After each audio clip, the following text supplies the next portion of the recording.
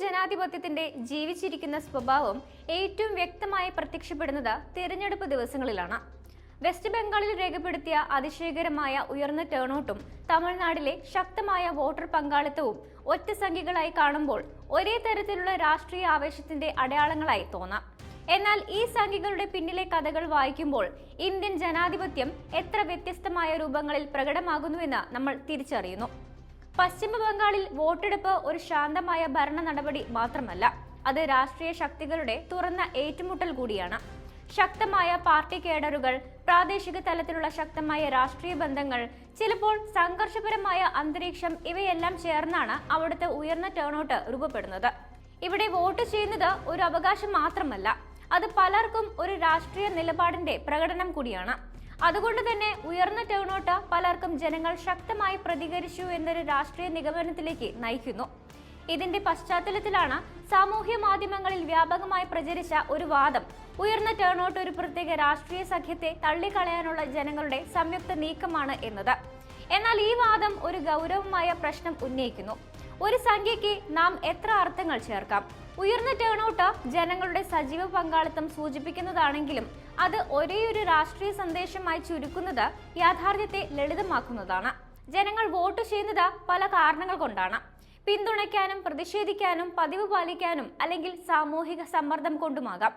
ഇതിനൊപ്പം തന്നെ ഉയർന്ന മറ്റൊരു ഗുരുതര ആരോപണമാണ് ഭരണകൂടവും ഇലക്ഷൻ കമ്മീഷൻ ഓഫ് ഇന്ത്യയും തമ്മിലുള്ള കൂട്ടുകെട്ട് തിരഞ്ഞെടുപ്പുകളെ ഹൈജാക്ക് ചെയ്യുന്നു എന്നത്.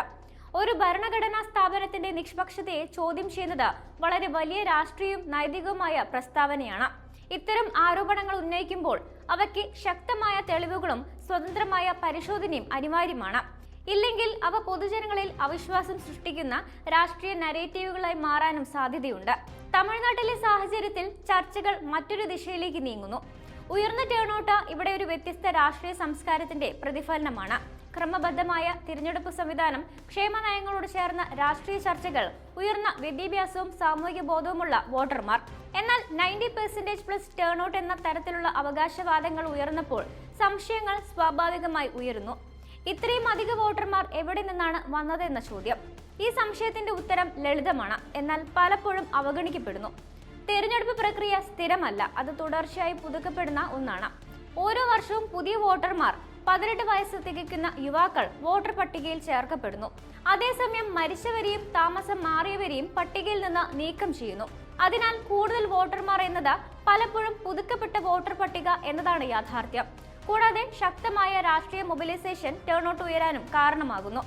എന്നിരുന്നാലും ടേൺഔട്ട് എന്ന സംഖ്യയെക്കുറിച്ചുള്ള സംശയങ്ങൾ ഉയരുന്നത് മറ്റൊരു വലിയ പ്രശ്നത്തിലേക്കാണ് നമ്മെ നയിക്കുന്നത്: വിവരത്തിന്റെ വിശ്വാസ്യത.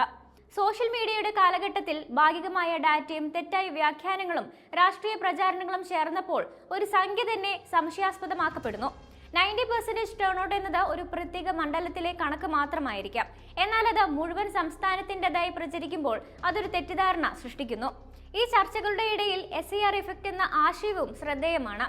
ഒരു നേതാവിനോടുള്ള വ്യക്തിപരമായ ബഹുമാനവും വിശ്വാസവും വോട്ടർമാരുടെ തീരുമാനങ്ങളെ സ്വാധീനിക്കുന്നതെന്ന ആശയം. തമിഴ്നാട്ടിൽ സിനിമയും രാഷ്ട്രീയവും തമ്മിലുള്ള ബന്ധം ഈ ഘടകത്തെ കൂടുതൽ സങ്കീർണമാക്കുന്നു.